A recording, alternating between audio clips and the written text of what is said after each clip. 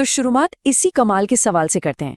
मतलब ये सोचना भी कितना अजीब है ना? कि आज हमारे हाथ में जो सुपरफास्ट कंप्यूटर हैं, उनकी जड़ें असल में गिनती करने के सबसे पुराने तरीकों जैसे कंकर में छिपी हुई हैं।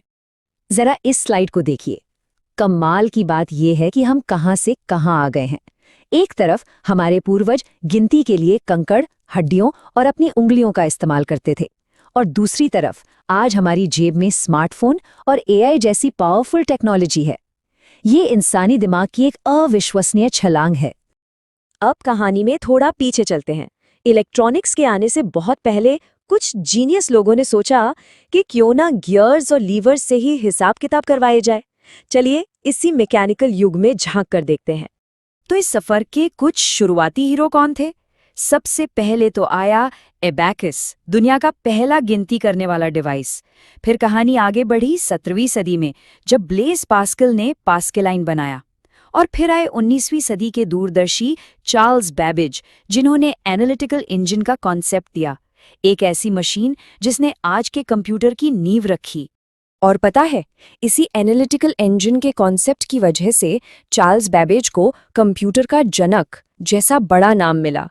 भले ही वो अपनी मशीन कभी पूरी तरह बना नहीं पाए, पर उनके आइडिया ने ही आधुनिक कंप्यूटर का रास्ता दिखाया। तो मैकेनिकल दुनिया से निकलकर अब हम एंट्री करते हैं इलेक्ट्रॉनिक युग में। इसे एक तेज रिले रेस की तरह समझिए, जहां हर नई टेक्नोलॉजी ने इनोवेशन की मशाल अगली पीढ़ी को थमा दी। और इस रेस की शुरुआत हुई फर्स्ट जनरेशन के कंप्यूटर्स से।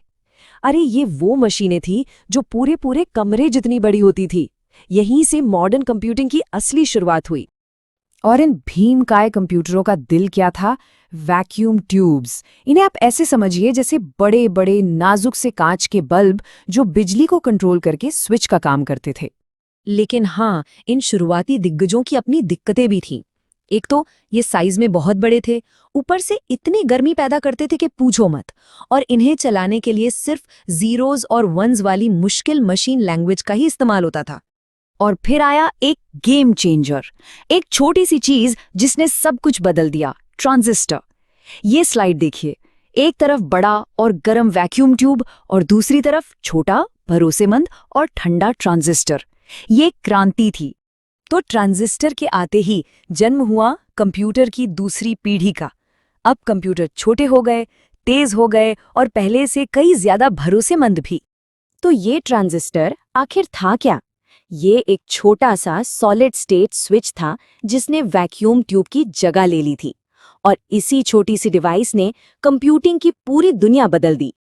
और बात सिर्फ हार्डवेयर की नहीं थी, सॉफ्टवेयर में भी एक बहुत बड़ी छलांग लगी।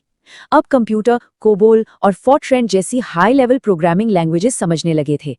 मतलब उन्हें प्रोग्राम करना अब पहले से कहीं ज्यादा आसान हो गया था। तो कहानी आगे बढ़ती है। कंप्यूटर छोटे हो रहे थे, तेज हो रहे थे। अब बारी थी तीसरी पीढ़ी की, जिसने कंप्यूटर को और भी छोटा और आम लोगों की पहुंच में लाने का काम किया।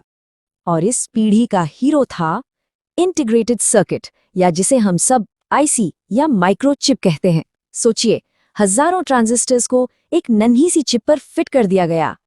और यहीं से कंप्यूटर हम जैसे लोगों के लिए थोड़े फ्रेंडली होने लगे।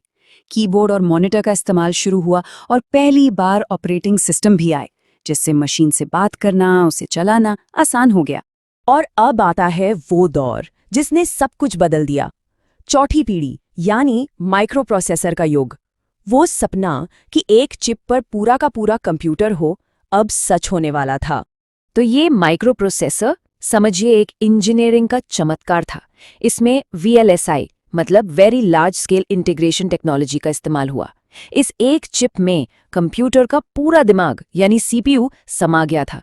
इसी ने पर्सनल कंप्यूटिंग के दरवाजे खोले।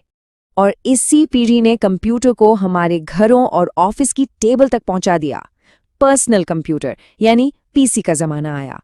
इंटरनेट और ग्राफिकल यूजर इंटरफेस ने हमारे जीने, काम करने और बात करने का तरीका ही बदल दिया।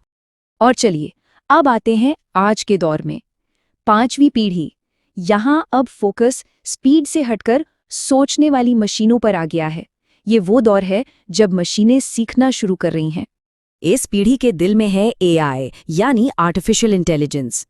ये वो टेक्नोलॉजी है जो कंप्यूटर को वो काम करने की ताकत देती है जिसके लिए इंसानी दिमाग की जरूरत होती है, जैसे सीखना, समझना और फैसले लेना। और इस पीढ़ी के इरादे या कहिए एम्बिशन बहुत बड़े हैं। ऐसी मशीनें बनाना जो खुद सोच सकें, खुद फैसले ले सकें।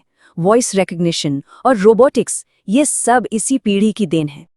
और हाँ, एआई कोई साइंस फिक्शन की चीज नहीं है, ये तो हमारी रोज की जिंदगी का हिस्सा बन चुका है। जब भी हम गूगल असिस्टेंट या सिरी से बात करते हैं, हम असल में 5वीं पीढ़ी की टेक्नोलॉजी से ही बात कर रहे होते हैं। तो हमने कंकड़ से शुरू करके एआई तक का ये लंबा सफर देखा।